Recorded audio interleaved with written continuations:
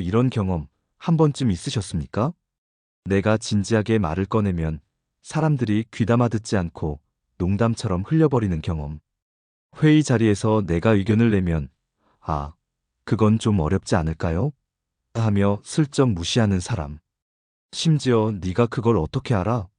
하는 식으로 내 말의 가치를 평가절하하는 사람. 또 있습니다. 친절하게 대했더니 그걸 당연하게 여기며 점점 더 많은 걸 요구하는 사람. 한두 번 도와줬더니 이젠 내 시간을 함부로 쓰는 사람. 거절하면 왜 그렇게 각박하게 구냐며 오히려 나를 나쁜 사람으로 만드는 사람. 이런 순간들이 쌓이다 보면 문득 이런 생각이 듭니다. 내가 너무 착해서 문제인가? 사람들이 나를 우습게 보는 건 아닐까? 나이가 들어서 힘이 없어 보이는 건가? 특히 은퇴 후 사회적 위치가 변하면서 느끼는 이 감정은 생각보다 훨씬 깊은 상처를 남깁니다. 과거에는 직함이 있었고 조직이 있었고 그 안에서의 역할이 명확했습니다. 그런데 그 모든 것이 사라진 지금 사람들이 나를 대하는 태도가 달라진 것 같다는 느낌. 이건 단순한 기분이 아닙니다. 실제로 많은 분들이 겪는 현실입니다. 우리가 원하는 건 거창한 게 아닙니다. 그저 존중입니다. 내가 말할 때 경청해주고 내 의견에 가치를 두고 나를 한 사람의 인격체로 대해주는 것. 그게 전부입니다. 하지만 여기서 중요한 질문이 있습니다. 존중은 저절로 주어지는 걸까요? 아니면 우리가 만들어내는 걸까요? 솔직히 말씀드리면 존중은 얻어내는 것입니다. 착하게 살았다고, 오래 살았다고 자동으로 주어지지 않습니다. 존중은 내가 어떤 태도를 보이느냐, 어떤 기준을 세우느냐, 어떤 경계를 보이느냐에 따라 결정됩니다. 그렇다면 우리는 어떻게 해야 할까요? 걱정하지 마십시오. 오늘 제가 여러분께 드리는 5가지 지혜는 단순한 처세술이 아닙니다. 이것은 조선시대의 최고의 실용사상가이자 500권이 넘는 책을 저술한 지식인 바로 다산 정약용 선생의 인간관계 철학을 바탕으로 한 지혜입니다. 정약용 선생은 이런 말씀을 남기셨습니다. 스스로를 낮추되 남들로 하여금 업신여기게 하지 말라. 이 한 문장 안에 오늘 우리가 나눌 모든 이야기가 담겨 있습니다. 겸손은 분명 미덕입니다. 그러나 낮아지는 것과 낮춰지는 것은 완전히 다른 문제입니다. 스스로 겸손하게 행동하는 것은 아름답지만 그 순간 남이 나를 함부로 대하도록 허락해서는 안 된다는 뜻입니다. 많은 분들이 이 경계를 헷갈립니다.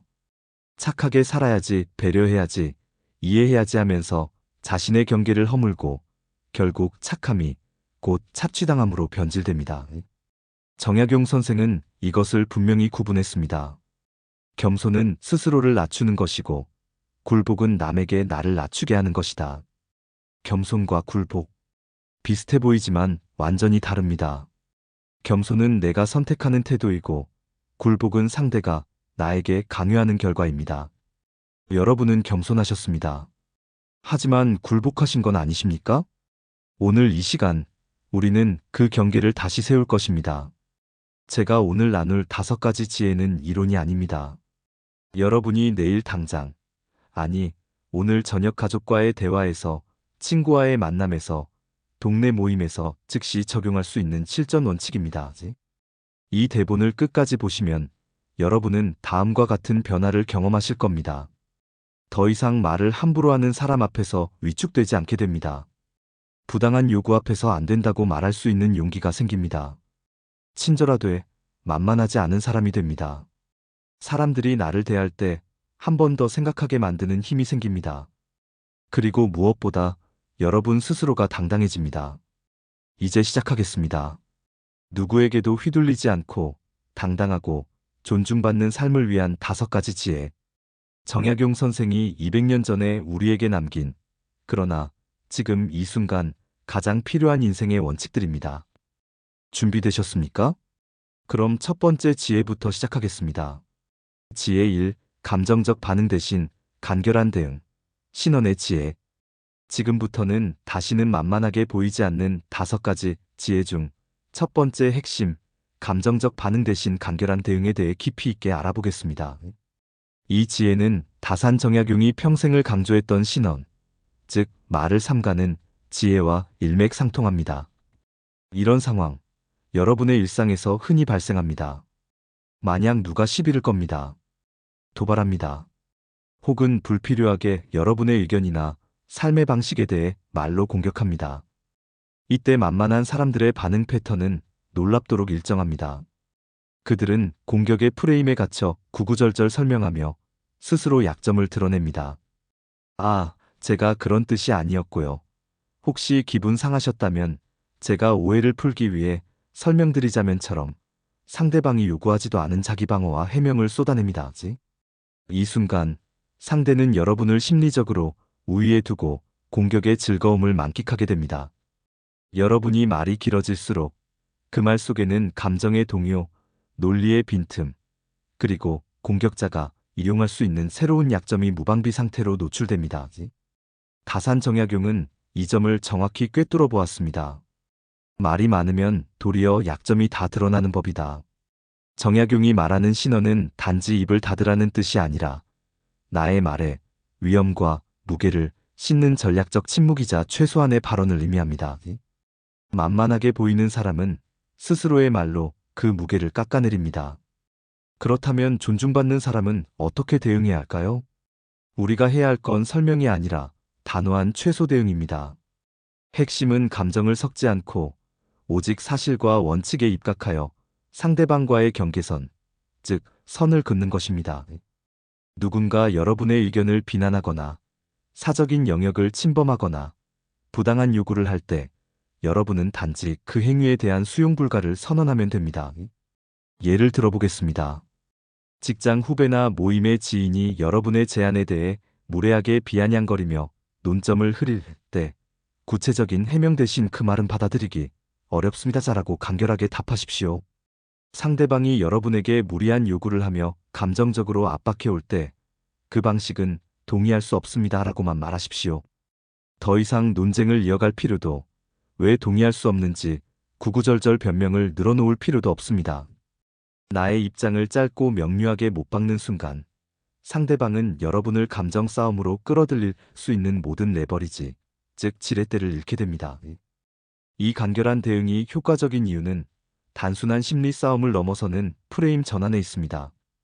구구절절 설명하는 사람은 이미 상대방의 논리 속으로 끌려 들어가 스스로를 약자로 위치시킵니다. 하지만 선 긋는 사람은 상대방의 공격을 수용하지 않고 자신의 원칙이라는 견고한 방패 안에서 강자의 위치를 유지합니다. 나의 시간을 낭비하지 않고 상대방의 에너지를 허비하게 만드는 고도의 전략입니다. 이 지혜의 궁극적인 목표는 말을 아껴 자신의 무게를 지키는 것입니다. 말을 줄일수록 여러분의 발언권은 희소해지고 그 가치는 올라갑니다.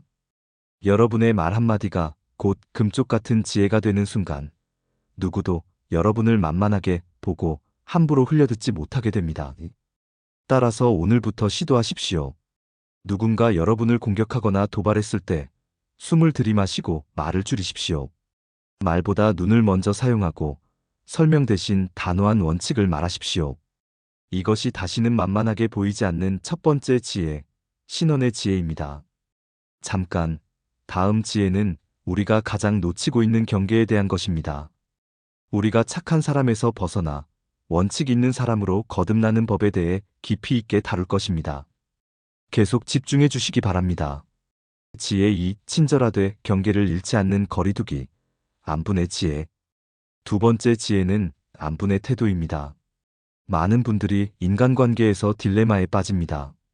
나는 분명 호의를 베풀었고 친절을 베풀었는데 돌아오는 것은 존중이 아니라 이용당하고 있다는 기분 혹은 만만하게 보인다는 불편함입니다. 왜 이런 현상이 발생할까요? 정약용은 인간관계의 거리를 이렇게 표현했습니다. 친하되 넘보지 못하게 하고 너그러우면서 경계를 잃지 말라. 이 문장에는 핵심적인 비밀이 담겨 있습니다. 친절함은 상대를 배려하는 마음의 표현이지만 경계는 나 자신을 보호하는 품격의 표현입니다.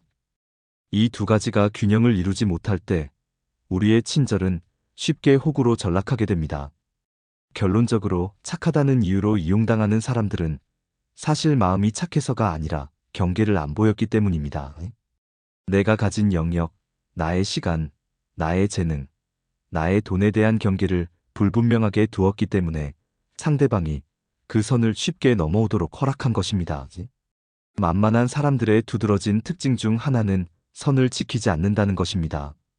남의 일에 섣불리 끼어들어 오지랖을 부리거나 조언을 요청받지 않았는데도 나서는 참견이 심하거나 혹은 거절을 못해 자신의 시간과 에너지를 함부로 소모해버립니다. 정약용은 안분의 자세를 통해 이러한 무분별한 참견과 허용을 경계했습니다. 자신의 영역과 책임 범위를 명확히 하는 것, 남의 것에 탐욕을 부리지 않는 것만큼이나 나의 것을 함부로 내주지 않는 것이 바로 안분의 태도입니다. 우리가 인간관계에서 존중받기 위해서는 선을 분명히 그어야 합니다. 이 선은 벽이 아니라 상호 존중을 위한 약속입니다. 자, 이제 이 지혜를 실생활에 적용하는 구체적인 방법을 알아보겠습니다. 가장 어려운 순간은 바로 부탁을 받을 때입니다. 누군가 여러분에게 시간, 노동, 혹은 재정적인 도움을 요청했을 때 여러분의 반응은 그 사람이 다음번 여러분을 대할 태도를 결정합니다. 만만한 사람은 네, 제가 할 수 있을 것 같아요 라고 즉각적으로 답하며 거절에 대한 두려움을 드러냅니다. 하지만 원칙 있는 사람은 다릅니다. 누가 부탁할 때 여러분은 이렇게 말해 보십시오. 이번엔 도와줄게요. 다음엔 다른 방법도 고민해봐요. 이 미묘한 말의 차이가 가져오는 심리적 효과는 엄청납니다. 첫 번째 표현은 늘 도와주는 사람, 즉 언제든 이용 가능한 자원이 됩니다. 상대는 다음에 또다시 여러분에게 더 큰 부탁을 주저없이 하게 될 것입니다. 여러분은 계속해서 경계 없이 내어주는 사람으로 각인됩니다. 반면 두 번째 표현은 도와줄 수 있으나 원칙이 있는 사람이 됩니다. 이번엔이라는 단어는 예외적 호의임을 명확히 하며 다음엔 다른 방법을 고민해봐요라는 말은 상대에게 다음부터는 스스로 해결해야 한다는 명확한 경계를 설정합니다. 즉, 여러분을 문제 해결사가 아닌 현명한 조력자로 인식하게 만듭니다. 친절함과 너그러움은 미덕이지만 경계가 없는 너그러움은 무책임한 방치입니다. 나의 영역과 책임 범위를 명확히 하는 안분의 태도, 이것이 만만함을 막습니다. 여러분이 쉽게 움직이지 않을 때 사람들은 여러분의 존재를 귀하게 여깁니다. 특히 은퇴 후 인간관계에서는 이러한 경계 설정이 더욱 중요합니다. 자녀의 육아, 배우자의 취미, 이웃의 사소한 갈등 등 나의 영역이 아닌 것에 필요 이상으로 개입하는 것은 관계의 품격을 떨어뜨립니다. 조언이 필요하다면 요청이 올 때까지 기다리고 그 조언 역시 선을 넘지 않도록 간결하게 제공해야 합니다. 결국 만만하게 보이지 않는다는 것은 강하게 보인다는 의미가 아닙니다. 그것은 바로 내 삶의 중심을 잡고 내가 어디까지 허용하고 어디서부터 거부할지 명확히 알고 있는 사람이라는 인상을 심어주는 것입니다. 정약용의 지혜를 빌려 친절하되 넘보지 못하게 하는 단단한 경계를 세우십시오. 그 경계가 바로 여러분의 존중받는 은빛 인생을 지켜줄 것입니다. 지혜 3. 외모, 태도, 원칙을 통해 자신을 공개하기, 경외의 지혜. 드디어 세 번째 지혜입니다. 이 지혜는 우리가 가장 놓치고 있는 부분입니다. 바로 자신을 단정히 하고 위험을 갖춰라는 경외의 자세입니다. 경외란 단순히 두려워하게 만든다는 뜻이 아닙니다. 상대로 하여금 나를 공경하되 함부로 대할 수 없는 위험을 갖추게 만드는 것입니다. 세 번째 지혜는 세 가지 필수 요소를 통합하여 나 자신을 단단하게 만듭니다. 이 세 요소는 마치 삼위일체처럼 작동하여 여러분의 존재 자체에 품격을 더해줍니다. 1. 외모, 단정함으로 전하는 나는 귀한 존재다라는 메시지. 만만함은 어디에서부터 시작될까요? 바로 자기 방치입니다. 정약용은 목민관으로서 늘 청렴하고 근검하게 살았지만 자신을 관리하는 일에 소홀하지 않았습니다. 사람들은 외모를 통해 그 사람의 자존감을 가장 먼저 읽어냅니다. 노후의 편안함을 이유로 관리를 게을리한 외모는 타인에게 무의식적으로 나는 나 스스로도 귀하게 여기지 않는다는 메시지를 전달합니다. 비싸게 입으라는 말이 아닙니다. 핵심은 단정함과 활력입니다. 깨끗하고 다림질된 옷, 단정한 머리, 규칙적인 운동이나 취미 생활로 유지하는 생기 있는 얼굴색, 이러한 외적인 관리는 여러분이 자신을 얼마나 귀하게 여기는지를 보여주는 가장 명확한 증거입니다. 활력이 넘치고 스스로를 돌보는 사람에게는 왠지 모를 기세와 빛이 나며 누구도 함부로 대할 용기를 갖지 못합니다. 이 단정함이 바로 만만함을 막는 첫 번째 방패입니다. 2. 태도, 표정과 말투를 절제하여 위엄을 갖추는 법. 다음으로 중요한 요소는 태도의 전략적 관리입니다. 즉, 표정과 말투의 절제입니다. 정약용은 사람의 본성을 꿰뚫어 보았습니다. 사람의 표정과 말투가 그 사람의 행실보다 먼저 말을 한다고 했습니다. 우리가 아무 말하지 않아도 우리의 표정과 태도는 상대방에게 심리적인 메시지를 끊임없이 보내고 있습니다. 만만하게 보이지 않으려면 과도한 친절이나 억지 미소를 짓지 마십시오. 과한 웃음은 여러분이 거절이나 불편함을 숨기고 있다는 인상을 주어 상대방이 선을 넘기 쉽도록 만듭니다. 여러분이 쉽게 웃지 않을 때 여러분의 미소는 훨씬 더 귀하고 가치 있는 것이 됩니다. 필요할 때는 무표정을 사용하십시오.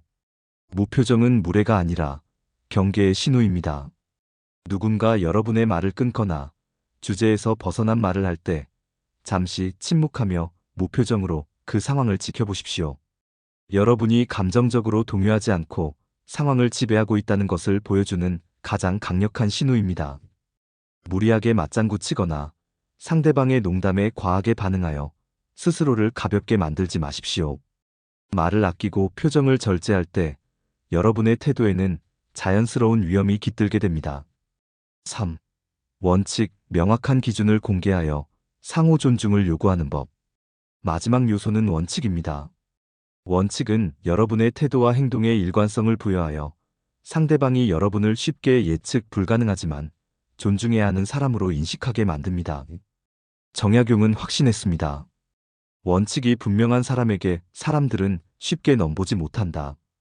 원칙이 없다는 것은 기준이 없다는 뜻이고, 기준이 없으면 상대방은 어디까지 선을 넘어도 되는지 시험하게 됩니다. 만만하게 보이지 않으려면 여러분의 명확한 기준을 공개하십시오. 이는 공격적인 선포가 아니라 상호 존중을 위한 예의입니다.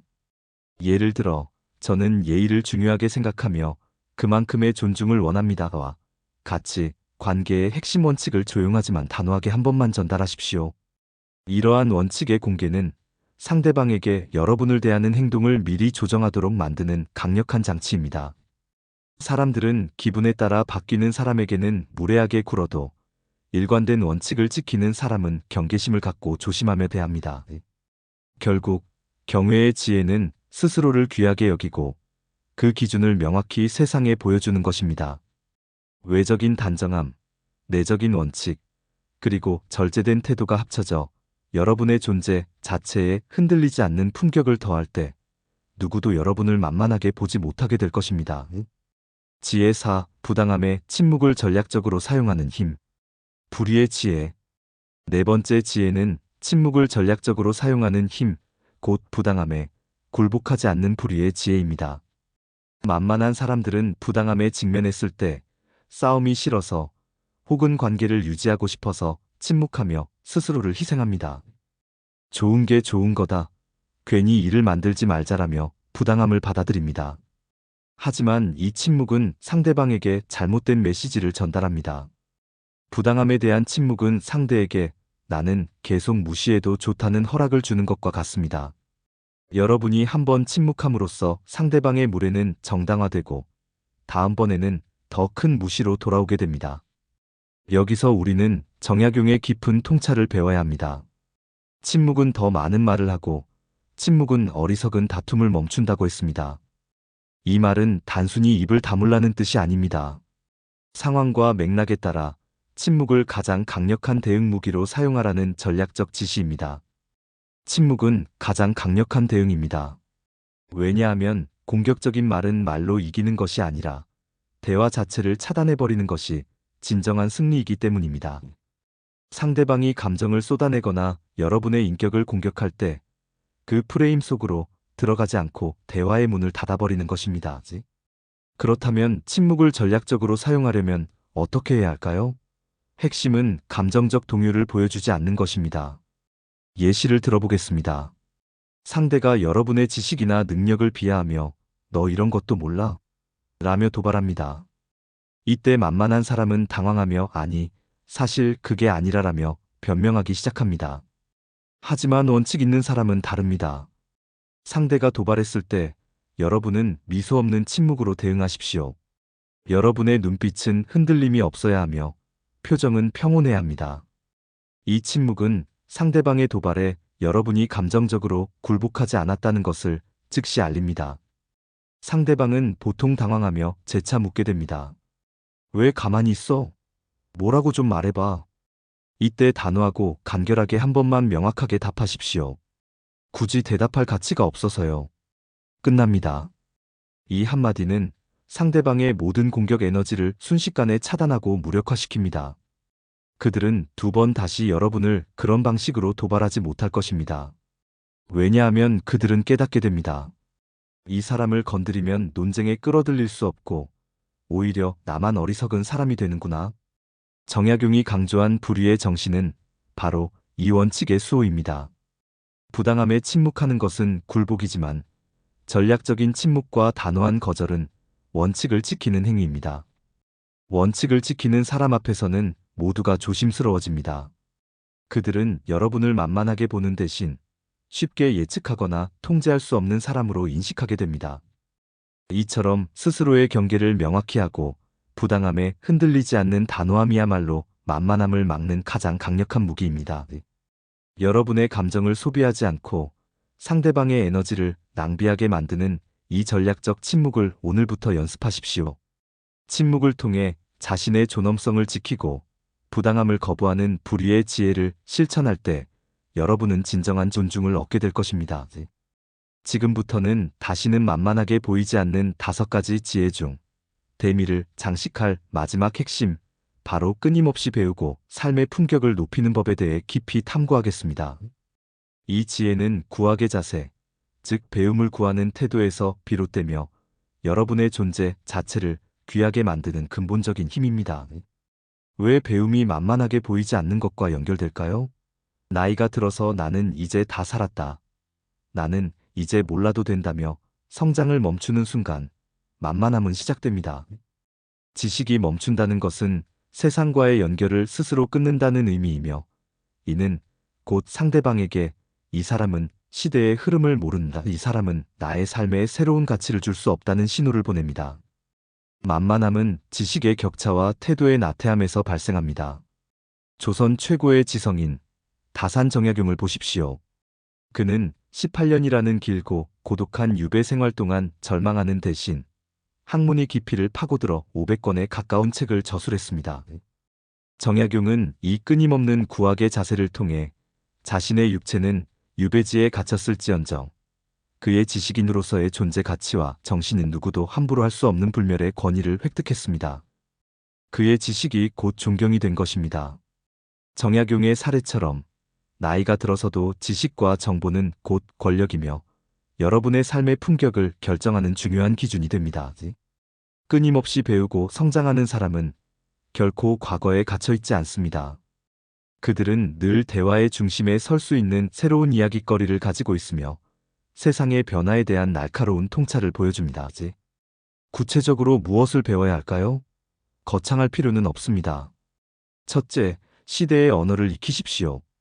새로운 기술, 즉 스마트폰 앱 사용법, 키오스크 이용, 온라인 뱅킹 등 젊은 세대가 사용하는 기술을 숙달하는 것은 여러분이 시대에 뒤떨어지지 않은 사람임을 증명합니다. 새로운 기술을 모르는 순간 여러분은 타인에게 의존하게 되고 의존은 곧 만만함으로 이어질 가능성이 높습니다. 둘째, 세상 돌아가는 소식에 귀 기울이십시오. 경제, 시사, 인문학적 교양 등 광범위한 지식은 여러분의 생각의 깊이를 더해줍니다. 나의 생각의 깊이가 깊고 논리적이고 통찰력 있는 대화를 나눌 수 있을 때 사람들은 나를 쉽게 대할 수 없습니다. 나는 이제 다 살았다고 생각하는 순간 여러분은 성장을 멈추고 만만하게 보이기 쉽습니다. 하지만 나이가 들어서도 새로운 것을 배우는 사람에게는 왠지 모를 지적인 기세와 빛이 납니다. 그 빛이 바로 만만함을 막는 가장 강력한 방패입니다. 배움을 통해 끊임없이 스스로를 갱신하고 지식인으로서의 존재감을 유지할 때 여러분의 삶은 누구에게도 훼손될 수 없는 견고한 존중을 얻게 됩니다. 스스로를 가볍게 만들지 않는 사람만이 존중받는 사람입니다.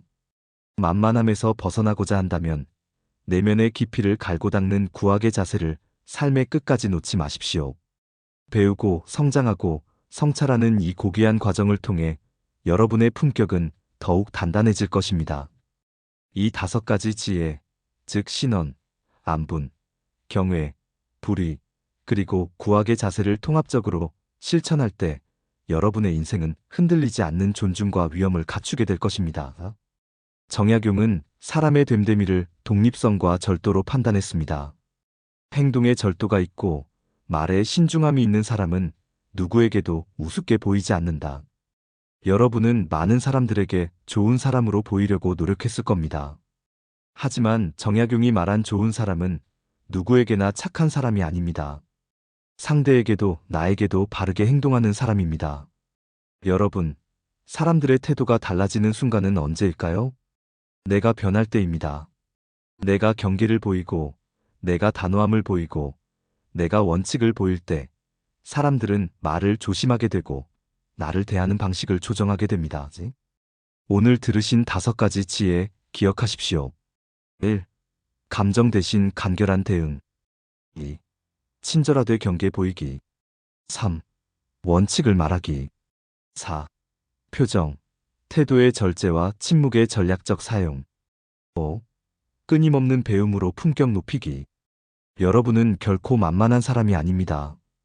여러분은 지나치게 착해서가 아니라 스스로를 보호하는 방법을 몰랐을 뿐입니다. 오늘부터는 당당하게 내 기준을 세우고 내 태도를 보여주고 내 삶의 품격을 지켜가시기 바랍니다. 여러분은 존중받을 가치가 있는 사람입니다. 오늘도 함께 해주셔서 감사합니다. 구독과 좋아요는 큰 힘이 됩니다. 매일 조금씩 더 건강해지고 더 지혜로워지는 나를 만나는 시간. 은빛 여행이었습니다.